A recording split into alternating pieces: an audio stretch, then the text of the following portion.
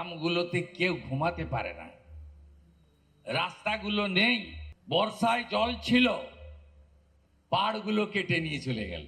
যুধিষ্ঠির ঘোষ, গৌতম দেবনাথ, সাইফুল আলী, আউস গ্রামের লালন থেকে সিউড়ির জাকির আর নেতা সৌরভ রায়। আপনি ভেবেছেন এই মালটাও আছে, ইমতিয়াজ নাকি নাম, এটাও এখান থেকে বেরিয়ে ওখানে ঢুকেছে বালিতে। কোনো আইসিসিপি বাঁচাতে পারবে না। ডুপ্লিকেট চালান পুড়াচ্ছেন, ওড়ানোর আগে কয়েক বস্তা আমাদের কাছে এসে গেছে। আপনি ভেবেছেন কি সবাই কি মেরুদণ্ড বিক্রি করে দিয়েছে নাকি?